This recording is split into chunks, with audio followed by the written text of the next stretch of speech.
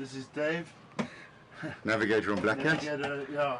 Or attempted navigator on Black Cat after not making it, but the rudder broke, sheared off just below waterline in about 40 knots of wind. Wind built to between 45 to 50, and then very, very difficult to control the boat without a rudder because you beam onto the waves.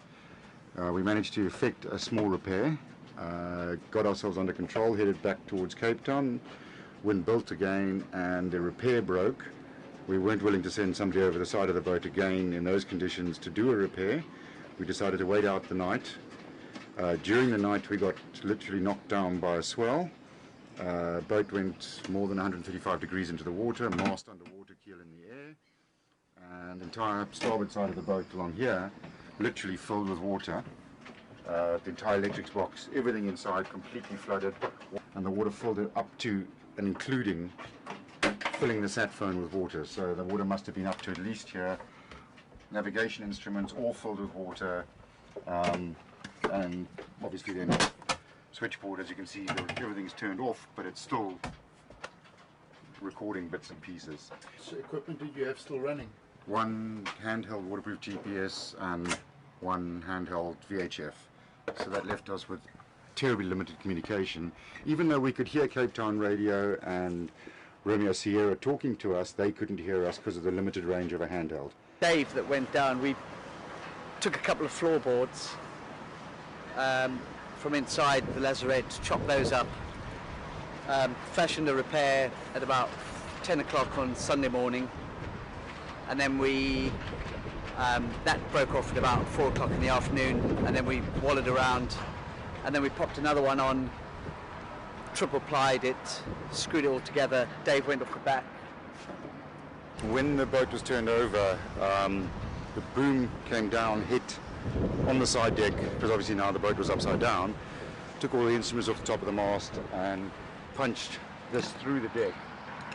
We've effected a repair to try and stop the majority of the water coming in, and we were coming down a wave.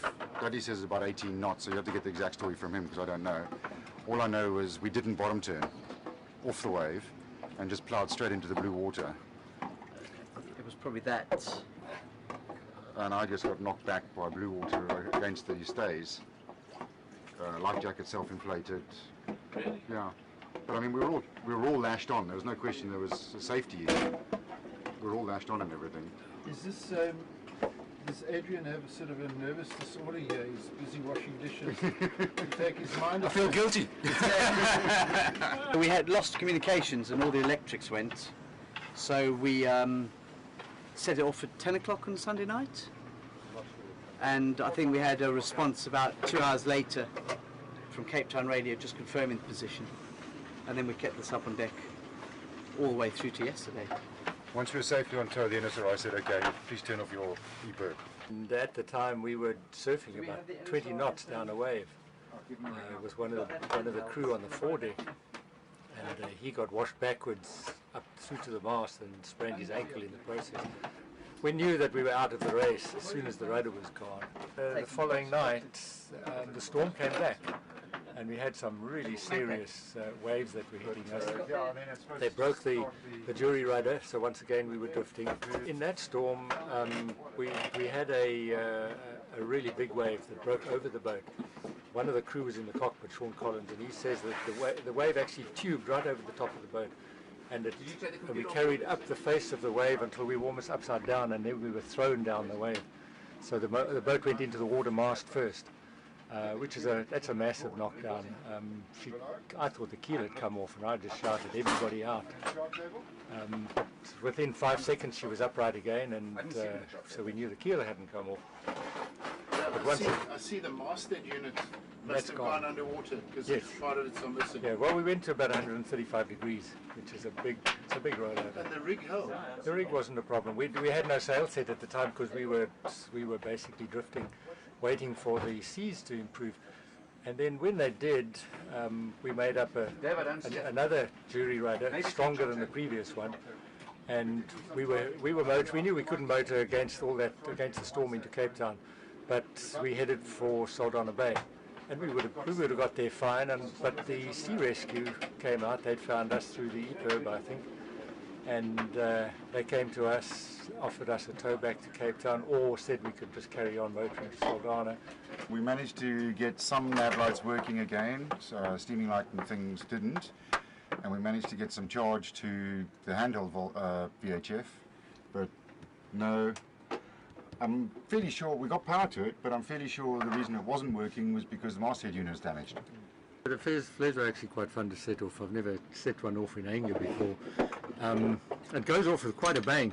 You know, you're holding it properly, you feel the heat through your hand, and this thing goes off at quite a pace. We considered sending a flare to help the fishing boat to find us, but decided to rather keep them for when they were closer.